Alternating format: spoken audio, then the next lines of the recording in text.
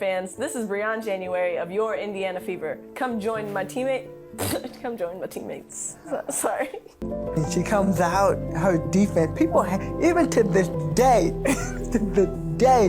people hate playing against Briann January. From her rookie year all the way to 2012, just night and day of who she was as a player. There's always a lot of noise outside, and everybody showed up to work every day to get better. Tremendous defender, black belt in karate, floor leader, tenacious, relentless competitor. Briann brought that energy on the defensive end, had that command finally. Trump probably thinks the WNBA is just women playing with tiny basketballs while wearing pink uniforms. Meanwhile, the Indiana Fever just made the smartest coaching move of the year by bringing back Briann January. Imagine being so good at defense that you make 7 all-defensive teams and then come back to coach at the place where you won a championship.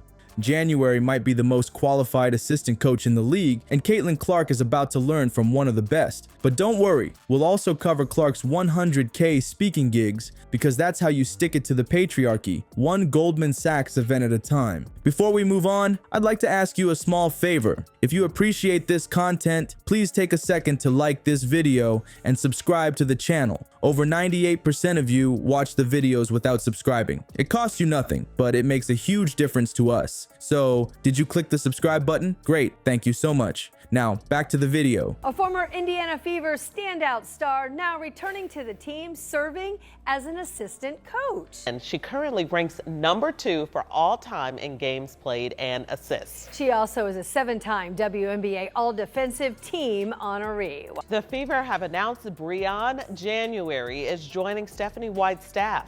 January helped lead the team to the 2012 WNBA Championship. You know who probably thinks WNBA coaches just teach players how to dribble with their purses? Our former president with the weird hair. Meanwhile, Indiana Fever just hired a defensive mastermind who might actually know more about basketball than spray tans and bankruptcies. The Fever's latest power move is bringing back Briann January as an assistant coach for the upcoming 2025 season. This isn't just any coaching hire. This is like finding out your new driving instructor is actually Lewis Hamilton. January dominated on defense during her playing days, making the all-defensive team 7 times. That's 7 more defensive accomplishments than our former president has total. She's so annoying, like as a defender, because she gets all in you, which is the utmost of compliments. She could get into their heads. She blocked it, got her own rebound, and now Taylor catches and is tripped. I've never been around a player who comes back from an ACL injury and jumps higher. And Bree did that. I attribute my confidence that I have right now just to the work I put in. I think anytime you have an injury like she has, you have an enormous amount of time to feel because you can't play the game. And I think what Bree did was study the game. While men's sports get all the attention and Trump probably thinks women's basketball is played with tiny pink balls, the WNBA has been fighting for respect since day one. January isn't just coming in as some random ex-player. She's the basketball equivalent of bringing in a Navy SEAL to teach self-defense. Her connection to the Fever runs deeper than Trump's connection to reality, standing second all-time in franchise history for both games played and assists. Think about this. It's like Michael Jordan coming back to coach the Bulls, except January can probably speak in complete sentences without taking everything personally. And "I took that" won't be her catchphrase. Her championship DNA is exactly what this rebuilding team needs. The Fever are basically setting up Caitlin Clark with the basketball equivalent of having Warren Buffett as her financial advisor. My expectations for this season are, of course, to get back to where we were last year in the finals and, take that next step and try to get a championship. Whatever it takes, being a point guard, I need to be an extension of the coach, like I said before, and just lead my team, raise everybody's level up, make everybody play better, put them in great situations so they can be successful. Becoming a better floor general, being an extension of the coach on the floor, leading my team.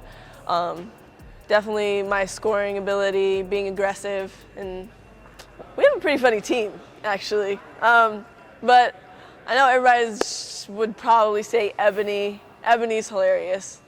There's never a dull moment. Shay Murphy, she's another funny one. Jay Moore, Jessica Moore, hilarious. Except January won't try to sell you overpriced ketchup or weird pillows with conspiracy theories printed on them. Clark's about to get a masterclass in defensive strategy from someone who actually lived it. While Trump was busy endorsing beans on the White House desk, remember that weird photo op? January was busy cementing her legacy as one of the smartest defensive minds in basketball. She wasn't just good at defense, she helped define what elite defense looks like in the modern WNBA. The whispers around the league are getting louder. This assistant coaching gig might just be January's stepping stone to eventually running her own team. Many WNBA insiders see this as her preparing for a head coaching role down the line. Unlike certain politicians who fail upward, January is actually qualified for promotion. While January prepares to coach future stars, Caitlin Clark is already breaking into boardrooms faster than Trump breaks into classified document boxes. The rookie phenom isn't just draining three-pointers,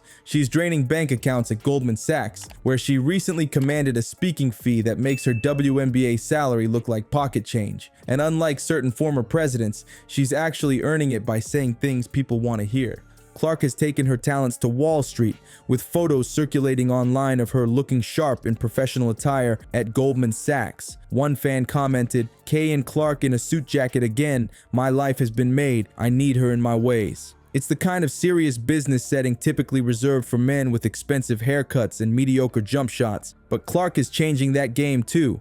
Let's talk about the ridiculous reality of women's basketball economics. For decades, WNBA players have been forced to choose between playing year-round in different countries or getting normal jobs in the off-season. Meanwhile, NBA benchwarmers make millions to high-five starters and post workout selfies. It's like comparing Trump's golden toilet to a public restroom at a state park. Clark's agent deserves the Presidential Medal of Freedom for securing these speaking opportunities. It's brilliant strategy. While other rookies are stressing about making roster cuts, Clark is casually building connections with the people who actually control the money in sports. Talk about playing chess while everyone else is playing checkers, or in Trump's case, trying to eat the checkers. These speaking gigs aren't just about the immediate payday. They're strategic investments in Clark's future empire. While certain politicians were busy hawking golden sneakers to their followers, Clark has been signing deals with legitimate brands people actually use.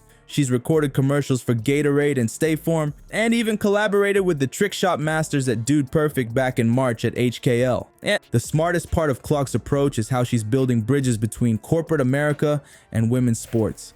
Every executive who hears her speak becomes a potential investor, sponsor, or advocate for the WNBA. That's how you create sustainable change, not by tweeting all caps nonsense at 3 a.m. So folks, what do we have here? The Indiana Fever is building something special, a basketball revolution that combines January's defensive wizardry with Clark's off-court empire. It's like watching the Avengers assemble, except instead of fighting Thanos, they're battling outdated stereotypes about women's sports. While politicians rant about border walls and culture wars, the WNBA is quietly uniting fans across America. The Fever's strategy proves that excellence has nothing to do with gender or political affiliation, just talent and hard work. The real slam dunk here? It's not just about championships. It's about all of us witnessing history as January and Clark transform basketball forever. Take that, basketball boomers.